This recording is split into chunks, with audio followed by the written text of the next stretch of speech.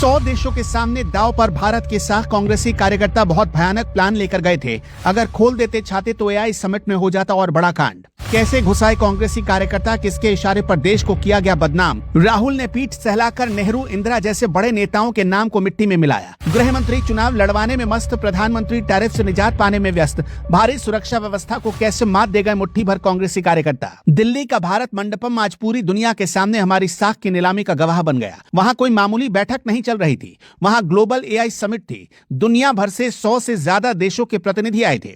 500 से ज्यादा global leaders वहां मौजूद थे। ओपन एआई के सीईओ, गूगल के सीईओ, एडोबी के सीईओ, क्वालकॉम के सीईओ, फ्रांस के राष्ट्रपति, ब्राजील के राष्ट्रपति और अबू धाबी के क्राउन प्रिंस, इतने सारे दुनिया भर के दिग्गज और ताकतवर लोग भारत के प्रति अपना नजरिया बनाने आए थे। वो ये देखने आए थे कि क्या भारत वाकई भविष्य की महाशक्ति बनने के लायक है या नहीं।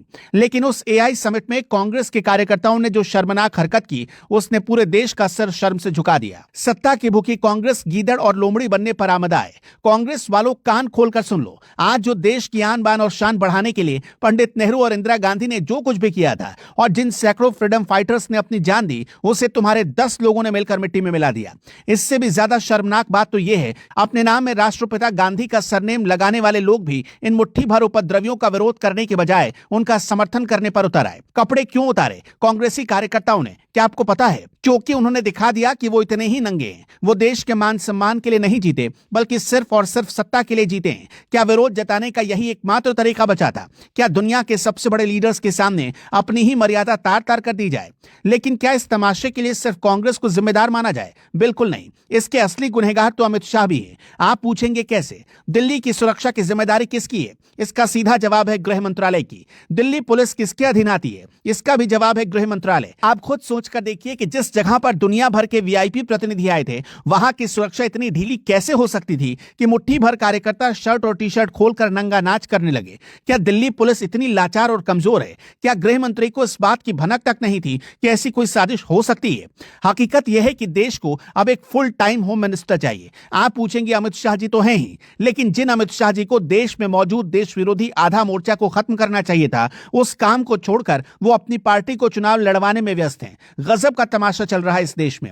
शिक्षा मंत्री ऐसा बिल बना देते हैं कि लोग जातियों के नाम पर सड़क पर लड़ने लगते हैं। गृह मंत्री पुलिसिंग और देश की आंतरिक सुरक्षा को मजबूत करने का काम छोड़कर चुनाव की रैलियों में पसीना बहाते हैं। और हमारे प्रधानमंत्री जी का हाल यह है कि उन्हें अमेरिका के टैरिफ का इतना भय है कि वो सीधे लौट जाने को तैयार है। कांग्रेस के इन चंद लफंगे कार्यकर्ताओं को बहुत देश की चिंता हो रही थी कि अमेरिका ने टैरिफ लगाए और पीएम चुप रहे। अरे भाई, जब देश की इतनी ही चिंता थी तो दुनिया के नेताओं के सामने नाक कटवाने क्यों निकल गए? सीधे सीधे कहो ना, मोदी को नीचा दिखाना तुम लोगों का इरादा था। सत्ता से बेदखल होते ही मोदी विरोध में ये लोग इतने अंधगिद्ध बन गए कि तुम्हें अच्छे और बुरे का फर्क भी नहीं पता। जब पूरी दुनिया के सामने भारत की साख दांव पर लगी हो, तब राजनेताओं का ये रवैया देखकर किसी भी हिंदुस्तानी का खून खौलना लाजमी है। जिस एआई समिट में सैम ऑल्टमैन और सुंदर पिचाई जैसे लोग भारत की काबिलियत देख रहे थे, वहां हमने उन्हें अपनी सुरक्षा का खोखलापन दिखा दिया। हमने उन्हें दिखा दिया कि हमारे देश की राजधानी के सबसे सुरक्षित जोन में कोई भी घुसकर नंगा प्रदर्शन कर सकता है। क्या यह वही न्यू इंडिया है जिसका ढिंढोरा पूरी दुनिया में पीटा जा रहा है? सिस्टम पर सवाल उठाना जरूरी है, क्योंकि अगर आज 10 लड़के वहां पहुंच सकते हैं तो कल कोई बड़ा आतंकी हमला भी हो सकता है। क्या तब भी हमारी सरकार चुनाव जीतने के गणित में ही उलझी रहेगी? कांग्रेस ने अपनी घटिया राजनीति से देश को शर्मिंदा किया तो भाजपा सरकार ने अपनी लापरवाही से देश की सुरक्षा का मजाक बनवा दिया। एक तरफ सत्ता का लालच है और दूसरी तरफ जिम्मेदारी से भागती हुई सरकार। अब देश चुने किसको? आप ही लोग बताइए। एक तरफ वो लोग हैं जो गांधी का सरनेम लगाकर देश की मर्यादा को नंगा कर रहे, और दूसरी तरफ वो लोग हैं जो सुरक्षा और शिक्षा जैसे बुनियादी मुद्दों को छोड़कर सिर्फ कुर्सी बचाने और पार्टी बढ़ाने के खेल में लगे हैं। जब देश की प्रतिष्ठा पर बात आती है तो राजनीति को किनारे करना पड़ता है, लेकिन यहां तो राजनीति ही देश के ऊपर हावी हो गई है। समझ लीजिए, उन तमाम लोगों के लिए एक आईना है जो खुद को देश का रक्षक कहते हैं, लेकिन असल में अपनी कुर्सी के मोह में देश को ही खतरे में डाल रहे हैं। यह नंगा नाच अब बंद होना चाहिए और व्यवस्था को अपनी जिम्मेदारी समझनी पड़ेगी, वरना दुनिया हमें गंभीरता से लेना छोड़ देगी। खैर, पहले गलगोटिया और बाद में कांग्रेस ने जिस समिट पर कालिख पोतने की कोशिश की, उस समिट में सब कुछ बुरा हुआ ऐसा नहीं था। इस निराशाजनक माहौल में भी भारत को बहुत कुछ हासिल हुआ। सरकार के अनुसार इस समिट में $250 बिलियन से ज्यादा के एआई इंफ्रास्ट्रक्चर इन्वेस्टमेंट कमिटमेंट आए।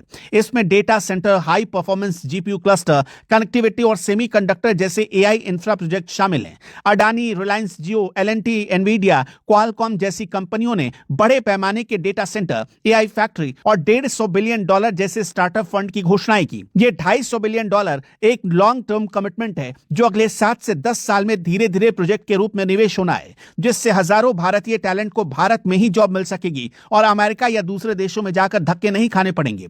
इन सब के साथ इंडिया एआई मिशन के जरिए सरकार पहले ही लगभग 10,372 करोड़ रुपए यानी करीब करीब 1.25 बिलियन डॉलर के आसपास पब्लिक फंडिंग स्कीम लॉन्च कर चुकी है। जानते हैं इस समिट का फ्यूचर इफेक्ट क्या होगा? भारत एशिया के सबसे बड़े एआई डेटा सेंटर और जीपीयू हब में बदल सकता है।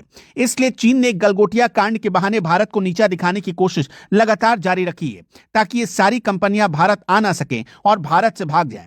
सोचिए इस माहौल में भी वहां कांग्रेसी पहुंचते हैं और वही काम करते हैं जो चीन या भारत के दुश्मन देश चाहते हैं। वहां देश की ग्रैंड ओल्ड पार्टी सत्यानाश कर दिया अपने पुरखों की सारी मेहनत का। ऊपर से कांग्रेसी क्राउन प्रिंस की आंखें अब भी नहीं खुल रही। फटकारने की जगह वो इन लंपट कार्यकर्ताओं की पीठ सहला रहे हैं। खैर, देश की पब्लिक की आंखें अब खुल चुकी है, इसलिए ऐसा हुड़दंग करने वालों के शरीर के अलग अलग कोने से वहां मौजूद लोगों ने ही गुब्बारे निकाल दिए।